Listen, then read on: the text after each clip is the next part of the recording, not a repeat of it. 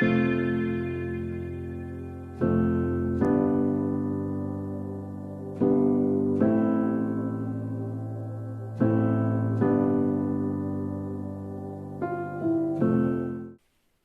aquí estamos de nuevo. Mi nombre es Carlos Corrales. Creo que cerramos hoy esta serie que hemos titulado Eventos del Porvenir. Hasta aquí hemos dicho que el Señor cuenta con un calendario profético, que dentro de ese calendario profético el evento que estamos esperando que suceda en cualquier momento es el arrebatamiento de la iglesia, el rapto de la iglesia, ese momento en el que el Señor viene por los suyos para llevarlos consigo.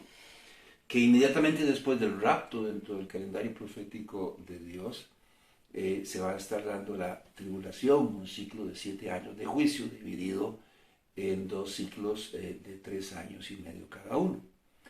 Que el primer ciclo se caracteriza por la manifestación de un nuevo orden mundial, precedido de alguna manera por una confederación de naciones que llevará el poder al anticristo, el cual va a establecer un gobierno de paz y justicia durante estos primeros 3 años y medio aquí en la tierra, que para ello va a hacer un pacto con las naciones, pero exactamente a los 3 años y medio de su administración, o sea, a la mitad de la tribulación, él va a violar este pacto, las naciones del mundo se van a rebelar contra él y va a empezar inmediatamente el segundo ciclo de 3 años y medio de la tribulación, conocido como la gran tribulación.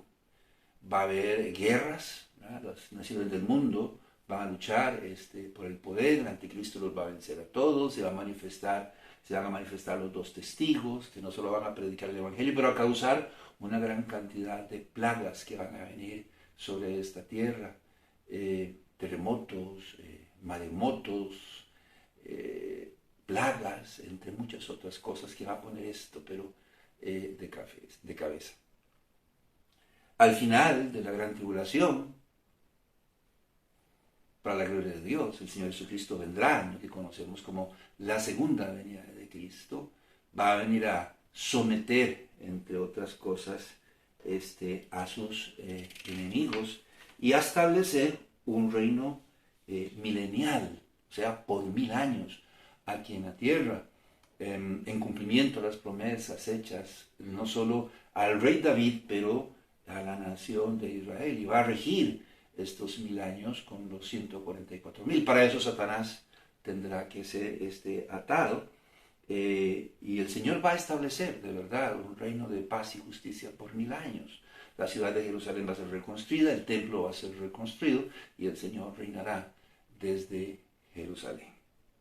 Al final del milenio el anticristo va a ser suelto de su cárcel, va a reunir un gran ejército, la Confederación Norte, Gog y Magog, que no es otro más que Rusia y sus aliados, y va a pretender tomar Jerusalén.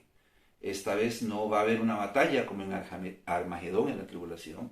Esta vez fuego del cielo va a descender y los va a consumir a todos, y Satanás será lanzado al lago de fuego, donde se encuentra el anticristo y el falso profeta.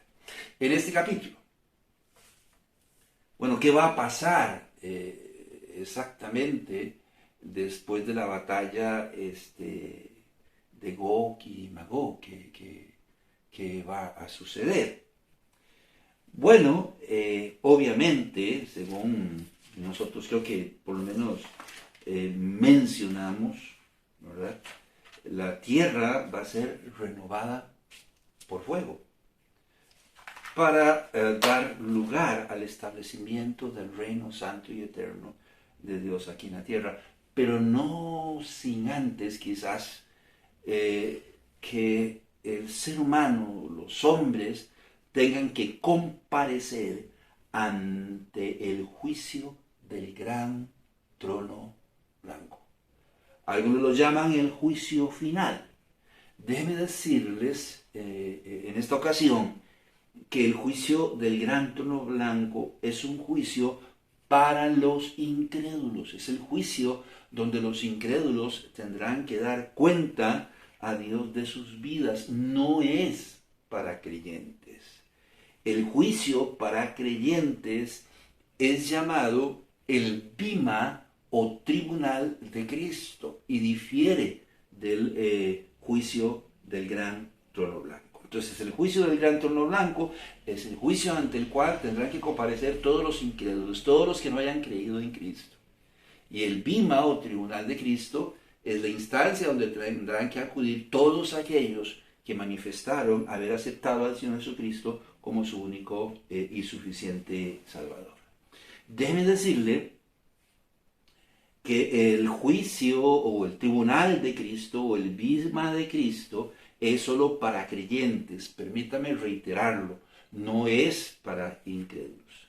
El tribunal de Cristo o en el tribunal de Cristo no se va a determinar la salvación de ninguna persona. Estos juicios no son para determinar la salvación de nadie, no son juicios que conllevan en sí una segunda oportunidad. En el tribunal de Cristo se determinará más bien la calidad de las buenas obras de los creyentes como hijos de Dios. Se va a determinar la calidad de nuestras obras y el servicio cristiano que como hijos, que como creyentes le hayamos prestado al Señor Jesucristo en vida. Dice la palabra de Dios en Efesios, usted recordará en el capítulo 2, en el versículo 8 y 9, que la salvación es por gracia, que la salvación es por fe, no por obras.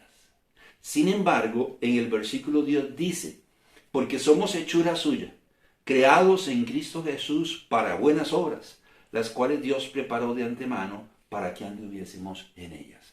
La salvación no es por obras, pero sí dice la palabra de Dios que el Señor estableció una serie de obras para nosotros los creyentes para que anduviésemos en ellas. Entonces lo que se va a juzgar en el tribunal de Cristo es si nosotros como creyentes hicimos esas obras que fueron predeterminadas por el Señor Jesucristo para que anduviésemos en ellas.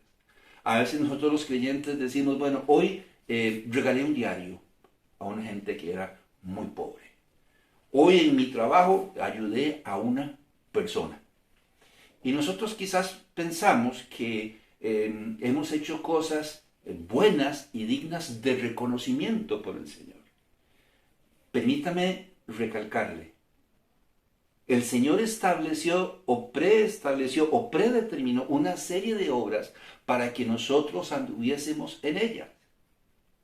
Y eso es lo que el Señor va a juzgar. Si nosotros anduvimos o no conforme a lo que Él dispuso en su palabra. Entonces, por ejemplo, dice, sed pues imitadores de Cristo. Bueno, somos más imitadores de Cristo hoy que ayer. Eso es lo que el Señor va a determinar. Sed santos porque yo soy santo. El Señor va a determinar nuestra santidad, o sea, nuestra separación del mundo, del pecado, de la tentación, entre otras cosas. Eso es lo que Él va a determinar. No si dimos limosna o un puñado de arroz o un pedazo de pan a alguien. Entonces, para eso es el tribunal de Cristo. En 1 Corintios, en el capítulo 4, en el versículo 5, si no me equivoco, el apóstol Pablo nos dice, así que no juzguéis nada antes de tiempo, hasta que venga el Señor, el cual aclarará también lo oculto de las tinieblas y manifestará las intenciones de los corazones, y entonces cada uno recibirá su alabanza de Dios, su alabanza de parte de Dios. Por lo tanto, el bima o tribunal de Cristo es un juicio de recompensas, donde se nos honrará o no, y se nos entregará la herencia o recompensa que según Dios, no lo que nosotros hayamos hecho, no nuestra propia justicia, merecemos. ¿Qué es lo que dice el apóstol Pablo en 2 Corintios, en el capítulo 5, en el versículo 10? Porque es necesario que todos nosotros comparezcamos ante el tribunal de Cristo, para que cada uno reciba según lo que haya hecho mientras estaba en el cuerpo, sea bueno o sea malo. no está hablando de salvación. Está hablando de un juicio de recompensas, de valorar lo que nosotros como creyentes hayamos hecho por servirle al Señor como hijos durante nuestra vida. Eso es lo que se va a juzgar. Por otro lado, el juicio del gran trono blanco es solo para incrédulos.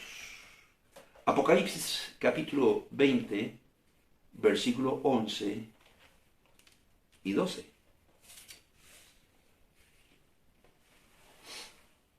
Apocalipsis capítulo 20, versículo 11 y 12.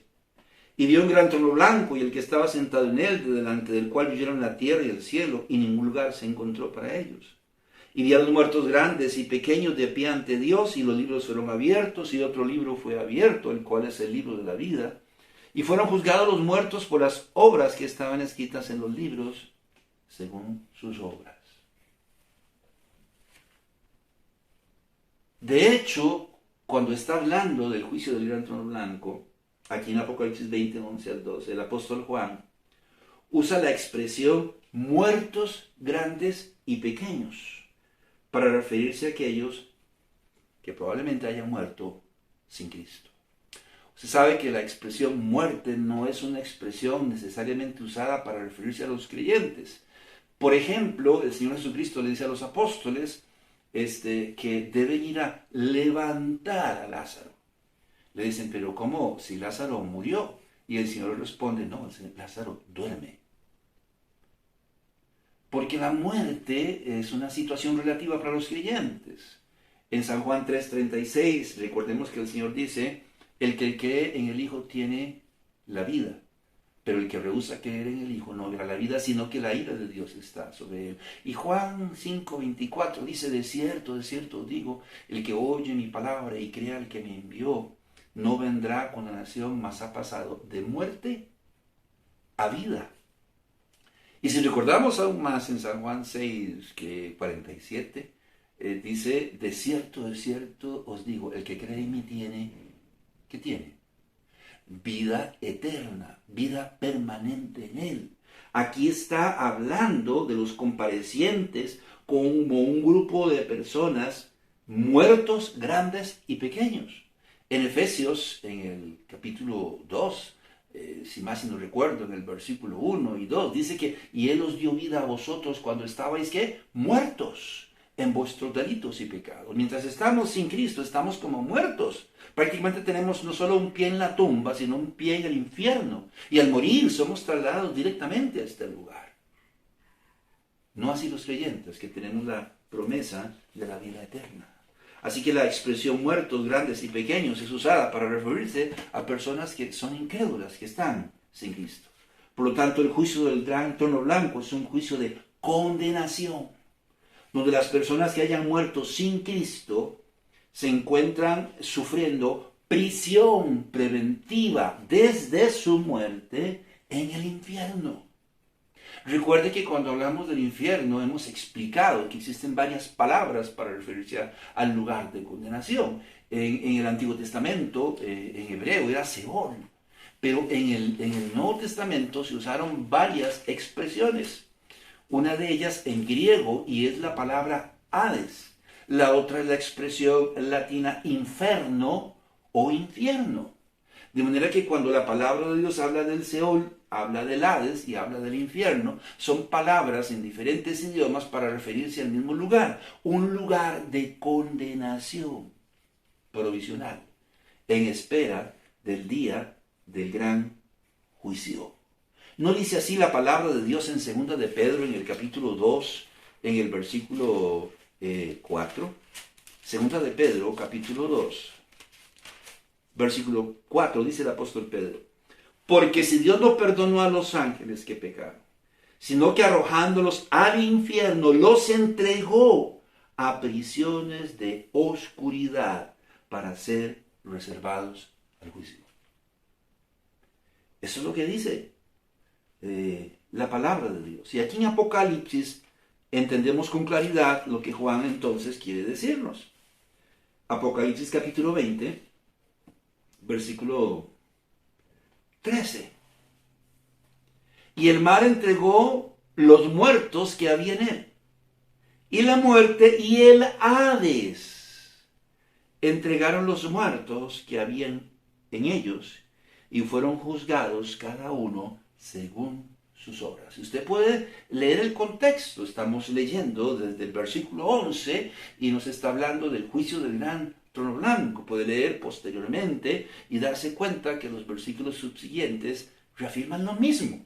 Las personas que hayan muerto sin Cristo irán al infierno a sufrir una cárcel provisional, preventiva, para ser reservados para este día. Serán extraídos de ese lugar para ser juzgados por su rechazamiento de el Señor Jesucristo. Quiere decir que no van a comparecer ante el juicio del gran trono blanco para determinar la posibilidad de que puedan ser salvos o de que puedan tener la oportunidad de que sería purgar sus pecados. No es así. Las personas que comparezcan ante este juicio acudirán para escuchar la razón por la cual van a ser condenados. ¿Cuál es la razón? Que son pecadores. Y yo le pregunto a usted, ¿quién no lo es? La palabra de Dios dice en Romanos 3:10, como está escrito, no hay justo ni a uno. Nadie merece el cielo, nadie merece la eternidad. Por el contrario, en el versículo 23 dice, por cuanto todos pecaron y están destituidos de la gloria de Dios. Por causa del pecado y la santidad de Dios, si nosotros morimos, no podemos llegar a su presencia. Vamos a tener que ser separados de su presencia y lanzados preventivamente al infierno, en espera del día del gran juicio. Entonces, si nosotros sabemos que somos pecadores y que solo hay un medio de salvación, el cual es el Señor Jesucristo. Porque en San Juan 19 el Señor dijo, miren, les voy a decir la verdad. Yo soy la puerta. El que por mí entrare será salvo. Él dijo en San Juan 14:6, yo soy el camino, la verdad y la vida. Nadie viene al Padre si no es por mí. Yo soy el único camino que lleva al Padre y la única puerta de acceso al Padre. En Hechos, en el capítulo 4, en el versículo 12, dice, porque no hay otro nombre bajo el cielo dado a los hombres en quien podamos ser salvos. Usted puede pretender apoyarse en muletas, usted puede pretender a buscar un medio de salvación, un salvavidas. Pero la palabra de Dios dice en 1 Timoteo 2:5, porque hay un solo Dios y un solo mediador entre Dios y los hombres, Jesucristo hombre, y fuera de Jesucristo no hay otro medio de salvación.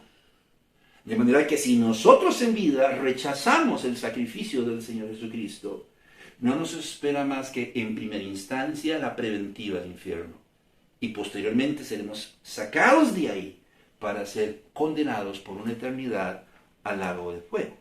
Apocalipsis capítulo 20, versículo 14. Y la muerte y el Hades fueron lanzados al lago de fuego. O sea, la muerte y el Hades, el infierno, las personas que están ahí, dice, y la muerte y el Hades fueron lanzados al lago de fuego. Esta es la muerte segunda. Esta es la muerte segunda. Por lo tanto, todos los incrédulos, vivos o muertos, serán destruidos cuando sean juzgados y condenados por su rechazamiento del Señor Jesucristo, por su sacrificio en la cruz del Calvario. Serán lanzados al lago de fuego por una eternidad. Vean lo que dice el versículo 15 de Apocalipsis 20. Y el que no se halló inscrito en el libro de la vida fue lanzado al lago de fuego. Porque el Señor tiene un registro. Se llama el libro de la vida. Y hay varios, ¿qué podríamos decirle? Capítulos o varias secciones de este libro, donde están escritos los nombres de las personas que están sin Cristo, pero donde están también la sección de las personas que aceptaron a Cristo y han pasado de muerte a vida. Y el Señor va a abrir el libro. Carlos Corrales López ¿Cuál es su nombre completo? Carlos Alberto de Jesús Corrales López. No está aquí en el libro. Lo lamento. Y será lanzado, ¿dónde? Al lago de fuego. Por una eternidad. Quizás el Señor lo que quiere reafirmar es que solo tenemos una opción. Mi amigo, si usted está sin Cristo, la única opción que usted tiene es arrepentirse de sus pecados e invitar a Jesucristo a entrar en su corazón para que Él lo perdone de sus pecados, para que lo limpie de sus pecados y le otorgue la vida eterna, escribiendo su nombre en el libro de la vida. Esa es la única opción, esa es la única alternativa que nosotros tenemos. Es lo que la palabra de Dios nos dice. Ambos juicios, el juicio del gran trono blanco o el bima o tribunal de Cristo, son de difícil ubicación. Podríamos tentativamente ubicarlos después de la tribulación y la segunda venida de Cristo. ¿Qué es lo que dice Juan en Apocalipsis en el capítulo 11, en el versículo 18? Y se airaron las naciones, y tu ira ha venido, y el tiempo de juzgar a los muertos y dar el galardón a tus siervos los profetas, a los santos y a los que temen tu nombre, a los pequeños y a los grandes, y de destruir a los que destruyen la tierra. Probablemente, después de la tribulación y después de la segunda venida de Cristo, cuidado, si no antes o después del milenio, antes de que la tierra sea renovada por fuego, cada uno será juzgado. Y si tú estás en Cristo, a la larga el fuego te espera. Y si tú tienes a Cristo, un día vas a tener que mirar cara a cara al Señor y responder algunas preguntas de por qué fuiste salvado y lavado con la preciosa sangre de Cristo Jesús y no viviste conforme a su palabra, conforme a sus preceptos y conforme a sus estándares. Estos juicios son ubicados, unos después del rapto, dicen, otros durante la tribulación, otros dicen después de la tribulación, otros dicen, bueno, será después de la segunda venida de Cristo, después del milenio. Lo importante es que van a darse algún día. Y algún día vamos a tener que darle cuenta a Dios. Dice la palabra de Dios que después del juicio del gran trono blanco y del tribunal de Cristo va a haber una transición. Una transición al reino eterno. Ya el Señor estableció un reino milenial. Ya pasó todo lo que tenía que pasar. Satanás fue atado, después fue desatado. Hubo la gran guerra con Gog y Magog. Destruyó a todos sus enemigos. Entonces viene el juicio del gran trono blanco. Viene el juicio, el bima o tribunal de Cristo, ¿verdad? Y ahora viene la transición al reino eterno. Todo ser humano será removido de esta tierra temporalmente, porque en 2 de Pedro, en el capítulo 3, la palabra de Dios dice que este mundo va a ser renovado por fuego. 2 de Pedro 3:9. El Señor no retarda su promesa, según algunos la tienen por tardanza, sino que es paciente para con nosotros, no queriendo que ninguno perezca, sino que todos procedan al arrepentimiento. Pero el día del Señor vendrá como ladrón en la noche, en el cual los cielos pasarán con gran estruendo, y los elementos ardiendo serán deshechos, y la tierra y las obras que en ella hay serán quemadas. Todo va a ser renovado por fuego. Dice la palabra de Dios. Todo. Este mundo dejará de existir tal cual nosotros lo conocemos, para dar paso a un nuevo mundo donde el mar ya no existirá más. Recordamos la profecía de Isaías en el capítulo 65, en el versículo 17, cuando él dijo: porque aquí que yo crearé nuevos cielos y nueva tierra, y de lo primero no habrá memoria, ni más vendrá al pensamiento. Y Juan replica las palabras del profeta en Apocalipsis, en el capítulo 21, en el versículo 1, cuando dice: vi un cielo nuevo y una tierra nueva, porque el primer cielo y la primera tierra pasaron, y el mar ya no existía más. Dice la palabra de Dios. Entonces, una vez que esta tierra sea renovada por fuego y se convierta en un paraíso mesiánico, el Señor va a establecer su reino eterno aquí en esta tierra. Se van a celebrar las bodas del Cordero.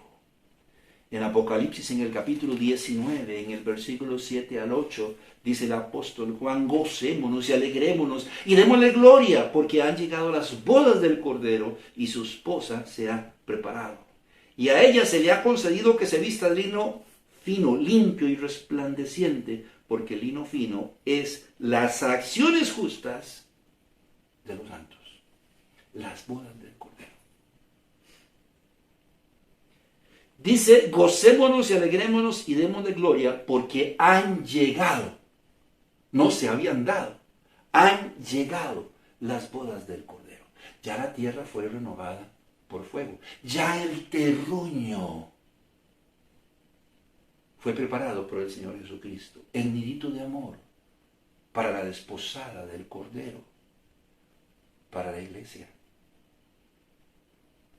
Es una celebración que conmemora la unión entre Cristo y la iglesia por una eternidad. Es entonces cuando en Apocalipsis 21, 1 al 2, vemos descender del cielo la nueva Jerusalén. Y yo, Juan, vi la santa ciudad, la nueva Jerusalén, descender del cielo de Dios, dispuesta como una esposa ataviada para su marido.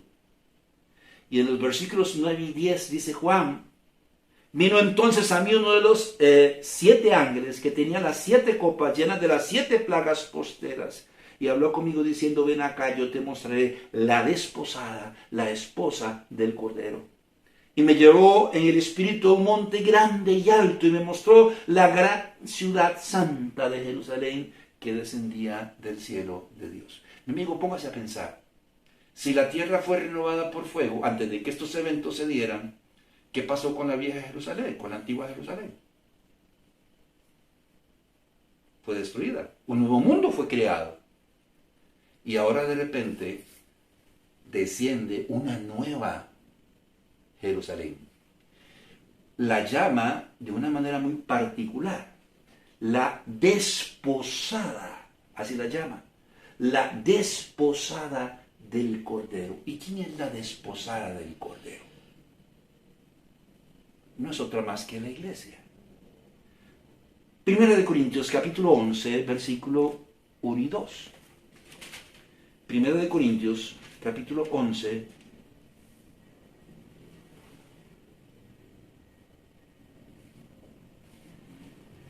será segunda.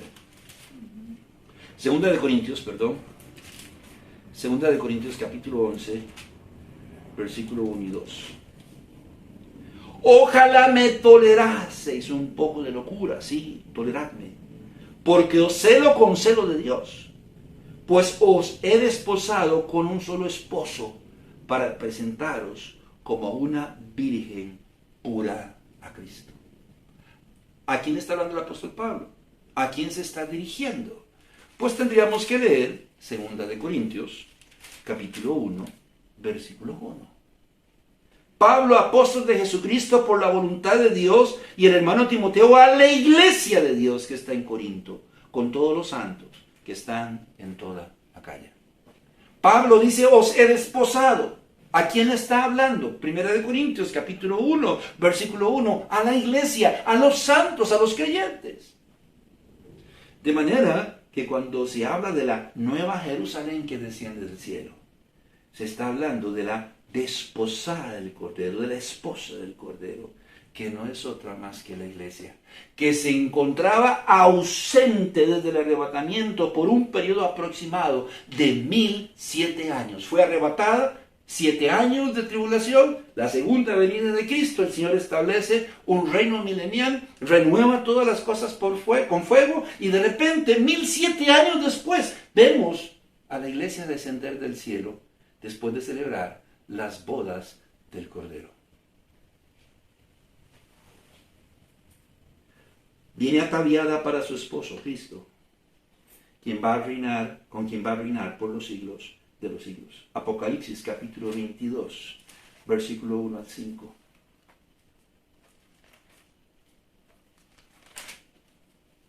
Después me mostró un río limpio dentro de la ciudad, que sale de la ciudad, del trono de Dios. Después me mostró un río limpio de agua de vida resplandeciente como cristal, que salía del trono de Dios y del Cordero. Y en medio de la calle de la ciudad y a uno y otro lado del río estaba el árbol de la vida, que produce 12 frutos, dando cada mes su fruto. Y las hojas del árbol eran para la sanidad de las naciones. Y no habrá más maldición. Y el trono de Dios y el Cordero está en ella, y sus siervos le servirán. Y verán su rostro, y su nombre estará en sus frentes. Y no habrá allí más noche. Y no tienen necesidad de luz de lámpara ni de luz de sol, porque Dios el Señor los iluminará y reinarán por los siglos de los siglos. No por un milenio, sino por los siglos de los siglos. Así se cierra el calendario profético de Dios. Hasta aquí eventos del porvenir. Un estudio en el que hemos tratado de atender que sí, Dios cuenta con un calendario profético para los últimos días. Y dice que los últimos días serán como los de Noé. Habrá un rapto, habrá un juicio, la gran tribulación.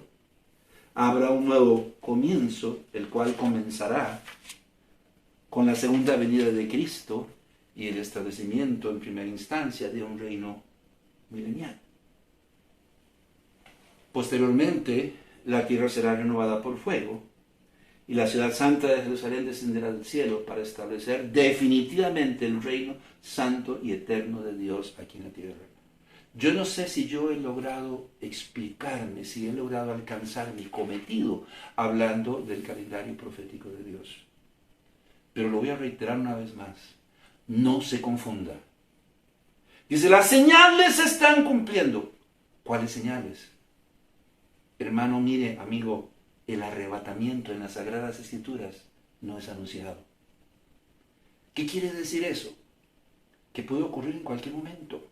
Nada tiene que suceder, nada tiene que cumplirse, porque el arrebatamiento no es anunciado en las Sagradas Escrituras. Lo que es anunciado es la segunda venida de Cristo. Las señales anuncian la segunda venida de Cristo. Si el rapto fuese hoy, faltarían 7 años para la segunda venida de Cristo. Pero nadie sabe ni el día ni la hora. No nos dejemos confundir. Si el arrebatamiento fuera hoy, se acabaron las segundas oportunidades. Las oportunidades para aceptar a Jesucristo como nuestro único y suficiente Salvador. Esa es una oportunidad que tenemos hoy y debemos aprovechar mientras tengamos vida y tiempo. Si el rapto fuese hoy, en algún momento tendríamos que comparecer ante el tribunal de Cristo para dar cuenta de cómo hemos vivido como creyentes y como hijos de Dios. Óigame, la eternidad no está determinada por el tiempo. Y si estamos en Cristo, un día tendremos que comparecer en el juicio del gran trono blanco para decirnos, lo lamento, lo intentaste. Pero los salvavidas que tú usaste no eran efectivos, porque solo hay uno, es Cristo. Y por tu rechazamiento de Cristo tendrás que ir al lago de fuego por una eternidad. Que Dios les bendiga.